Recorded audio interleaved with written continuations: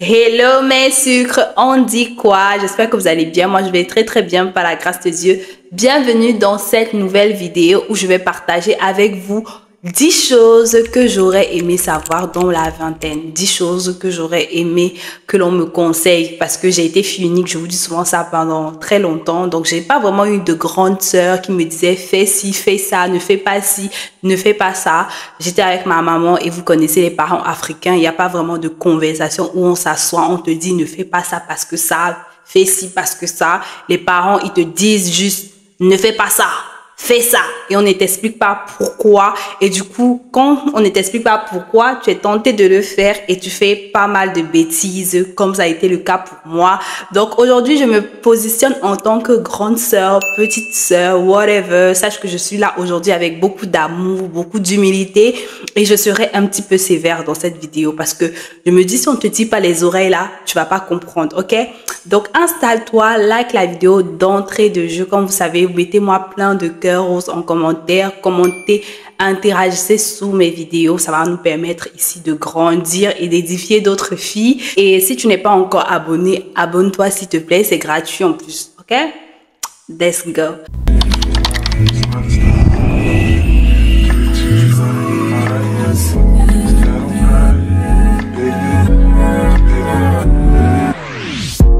La première chose à faire quand tu es dans ta vingtaine, c'est de prendre tes études au sérieux. Je sais que sur les réseaux sociaux, on voit beaucoup de grandes sœurs qui sont riches, qui ont certains lifestyles entre guillemets et quand tu parles avec elles, elles te disent qu'elles n'ont pas forcément le bac, elles ne sont pas forcément allées à l'université. Ça existe. Ce que tu as fait à l'université va te permettre de raisonner pour ton prochain business.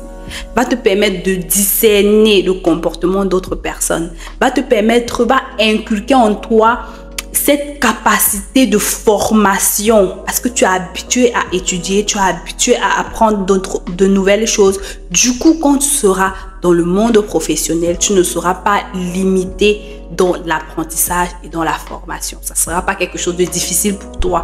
Ok, donc prends tes études au sérieux, Margot, s'il te plaît. La deuxième chose que tu dois savoir dans ta vingtaine, là on va du coq à l'âne, il n'y a pas de transition, mais n'envoie jamais tes nudes.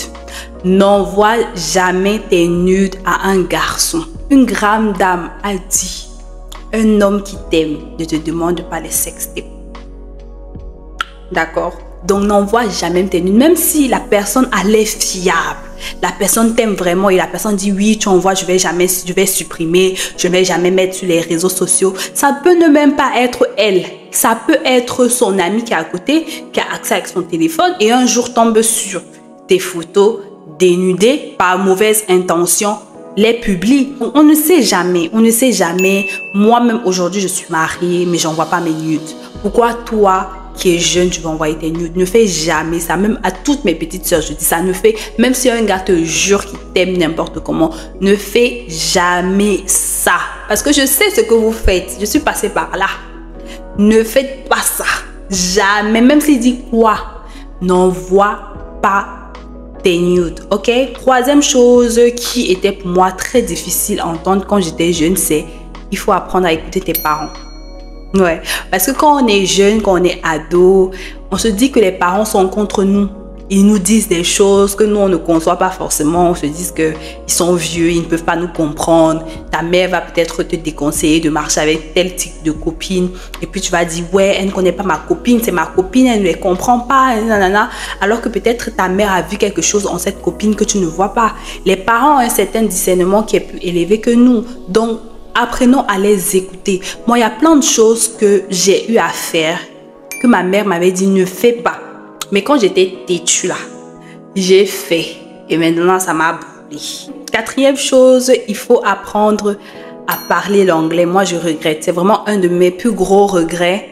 Genre, si je savais, j'allais le faire beaucoup plus tôt. C'est vrai qu'aujourd'hui, je m'exprime plutôt bien en anglais. J'écoute aussi l'anglais, mais ça a été difficile. Hein. C'était vraiment difficile parce que j'avais pas cette habitude-là de parler l'anglais. Je me souviens quand j'étais au lycée, quand le prof d'anglais entrait, moi je sortais, je l'écoutais même pas. Je me disais, ah, c'est pas important, alors que c'est super important. On parle l'anglais dans beaucoup de pays dans le monde. Si tu veux faire des affaires, aller faire des affaires à l'étranger et tout, l'anglais, c'est la langue la plus utilisée. C'est avec des personnes qui parlent anglais pour avoir cette habitude-là de parler anglais parce que ça va t'aider un jour. Un jour, crois-moi. Crois-moi que l'anglais va beaucoup t'aider. 5e chose, il faut toujours économiser. Peu importe l'argent que l'on te donne, même si ton oncle t'a faoté 10 000 francs, ne dépense jamais tous tes 10 000 francs. Économise au moins 1 000 francs. Genre, il faut toujours cultiver cette habitude d'économiser l'argent qui entre. Toujours. Comme ça, quand tu seras plus grande, quand tu seras adulte et que tu auras des responsabilités, économiser ne sera pas un fardeau pour toi. C'est un truc que tu as l'habitude de faire. Moi, aujourd'hui, je suis capable d'économiser pratiquement 50% de mes revenus. Parce que plus jeune, j'étais le genre de personne qui n'avait pas du mal à économiser. Moi, je gardais beaucoup d'argent. Dès que j'ai l'argent qui entre, je garde. Je faisais ça naturellement. Et aujourd'hui, je trouve que j'ai un dessus par rapport aux autres personnes concernant les finances parce que moi, je sais me priver, je sais économiser et ça me permet d'atteindre rapidement mes objectifs. Il faut explorer toutes tes passions. Moi, il y a des passions que j'avais quand j'étais jeune que je n'ai plus. Par exemple, quand j'étais jeune, j'avais fait une vidéo avec ma mère, elle avait confirmé ça. Je savais très bien décider, je savais coudre, tricoter, tout ce qui était l'art manuel et tout ça. Je savais faire ça. La seule chose que j'ai gardée aujourd'hui, c'est le maquillage. Et moi, je te dis, hein, quand que tu es jeune, tu aimes chanter, chante. Va dans une chorale, chante. Essaye d'intégrer un groupe de musique, chante. Tu aimes danser, danse. Parce que ça, là, je te mens pas que ça peut t'amener loin. Moi, aujourd'hui, j'aime bien tout ce qui est dessin et tout. Et aujourd'hui, je suis maquilleuse. Je dessine sur le visage des gens et je gagne mon argent tranquillement. Tu vois un peu? Donc, ne néglige aucune passion que tu as. Explore-les toutes. Ok? Ne néglige pas ça parce que ça va t'amener loin plus tard. Ne néglige jamais ton copain actuel. Je t'explique. Quand tu es jeune, tu as ton gars de l'école. Je sais que tu as un gars. Laisse ça. Tu as ton gars de l'école là-bas. On sait. Mais le problème, c'est que quand tu regardes ton gars de l'école, de l'université, il n'a pas l'argent comme le gars de tes copines. Si tu es là, tu envies tes copines parce que tes copines sortent avec les vieux qui vont leur donner des iPhones et les faire voyager. Elles ne te disent pas ce qu'il y a là-bas derrière au fond. Elles ne te disent pas. Hein? Elles ne te disent pas. Alors que quand tu as ton gars, ton petit gars de l'université, ensemble vous pouvez grandir. Moi, je me suis mariée avec mon petit gars de l'université. Oui, mon mari, il n'est pas vieux, on est jeunes ensemble. Hein. Donc, c'est vrai que c'est mon grand frère, mais on est jeunes ensemble. On était à l'université ensemble, on a fait les rousses-casse-casse ensemble. Parce que quoi? Quand je l'observe, je sais qu'à l'époque, il n'avait pas peut-être 100 000. Il n'arrivait même pas à me donner 100 000. Parce qu'il n'avait pas. Mais quand il avait 5 000, il pouvait me donner tous ces 5 000 et me ferait rester sans rien. Ok? Actuellement, ton gars, il n'a pas les sous. Mais quand il a les sous, il ne pense pas à toi. Il va aller boire les bières avec ses amis, il va aller fêter et tout. Et quand ça sera chaud, lui va revenir encore pleurer à côté de toi. Ça, c'est un red flag. Mais si tu vois que ton gars, il n'a pas les sous, et quand il a un petit sou, il se rappelle de quelque chose que tu as toujours voulu avoir. Il préfère tout te donner. Il préfère investir sur ton éducation. Mago, ne laisse pas ton gars. Ne laisse pas ton gars là. Sois patiente. Sois patiente. Ok?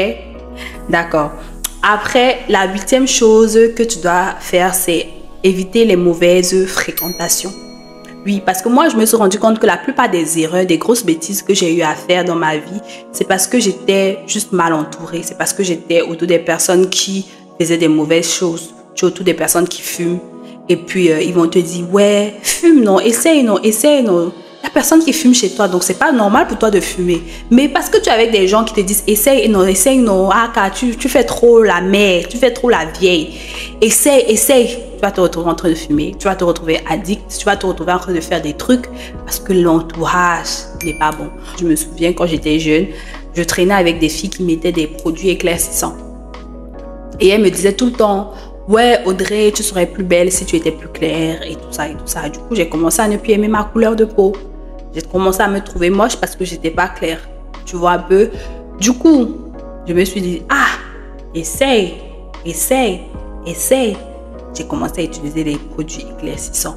Heureusement que ma mère a vu les produits là. Elle les a dégagés de ma chambre. Sinon, peut-être je devais être Coca, Fanta, chocolat. Tu dois apprendre à travailler sur toi. J'ai fait une vidéo sur comment glow up mentalement. Je te recommande vivement aller regarder cette vidéo-là. Je suis allée vraiment dans les détails par rapport à ça. Mais ici, je veux que tu saches que tu dois connaître ta valeur. Tu es une femme exceptionnelle. Tu es belle, tu es jeune. Ne te compare pas aux autres. Ne compare pas ton parcours. Tout c'est un processus, tout va avec le temps. Les stars que tu vois aujourd'hui dans les réseaux sociaux, elles ne sont pas nées comme ça, elles sont passées par un processus. Donc, acquiers de nouvelles compétences, forme-toi, teste des choses. Teste des choses. Ne sois pas limité, ne te confonds pas à ta réalité. N'aie pas peur de rêver, n'aie pas peur d'avoir un cœur d'enfant. Et quand tu as confiance en toi, franchement, tu évites certaines conneries. Parce que c'est que quand on est jeune, on a toujours des problèmes avec des garçons, avec des filles, nos copines, nos copains, les amitiés toxiques, les choses comme ça. Ça va passer. Je ne sais pas si vous voulez que je fasse une vidéo sur les amitiés toxiques. Mais moi, j'ai envie de faire une vidéo sur comment être une bonne amie. Parce qu'on vous dit toujours que, voilà, tel là est méchant, tel là est mauvais. Mais toi, qu'en est-il de toi? Est-ce que toi, tu es une bonne amie? Pour être une bonne amie, il faut travailler sur toi. Et en dernier, qui est pour moi le plus important, il faut avoir une très bonne relation avec Dieu. Parce que je sais que quand tu es jeune, tu te dis que si tu as une bonne relation avec Dieu, ça veut dire que tu es boring.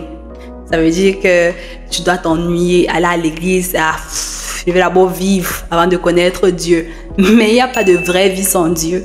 C'est Dieu qui te donne ce qu'on appelle le vrai bonheur. Moi, si je savais, j'aurais rencontré Dieu beaucoup plus longtemps, franchement. Et c'est pas parce que tu pries Dieu que tu vas pas aller en boîte de nuit, que tu vas pas faire les soirées, que tu vas pas avoir ton copain. Non. Mais quand tu as une bonne relation avec Dieu, le Saint-Esprit déjà va te donner un certain discernement. Tu vas grandir rapidement.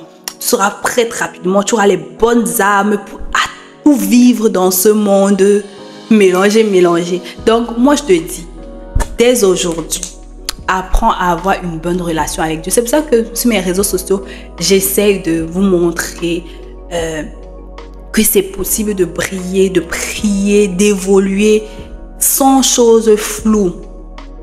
Parce que quoi? Il y a Dieu qui est avec moi. Parce que j'ai une relation infaillible avec Dieu. Et ce n'est pas parfait. Parce que je suis humaine, il y a des jours où je fais marche arrière, il y a les jours que je reviens et dis que ouais, mon père, je suis là, non. Mais au moins, avoir une relation avec Dieu, apprends à prier, apprends à l'adorer, apprends à rester dans sa présence, va à l'église, va être enseigné. C'est trop bien. Franchement, c'est trop bien. Là, avoir une relation avec Dieu ne va pas faire ternir ta jeunesse. Ne crois pas ce que les gens racontent là-bas. Ça ne va pas enlever ta jeunesse. Quand tu as une relation solide avec Dieu et que tu es accompagné des bonnes personnes, parce qu'il y a beaucoup de faux prêtres et de faux pasteurs. Mais quand tu as trouvé de bonnes personnes, tu verras qu'il n'y a pas meilleure vie que la vie en Christ. Tu t'amuses, tu t'éclates quand tu es avec Christ et sans perturbation. Donc, c'était tout pour moi aujourd'hui. J'espère que cette petite vidéo aura été instructive pour vous. Il y aura une partie 2 parce que je n'ai pas tout dit, ce que j'ai envie de vous dire. Et prenez soin de vous, je vous aime, Dieu vous aime encore plus et on se dit à très bientôt pour une prochaine vidéo.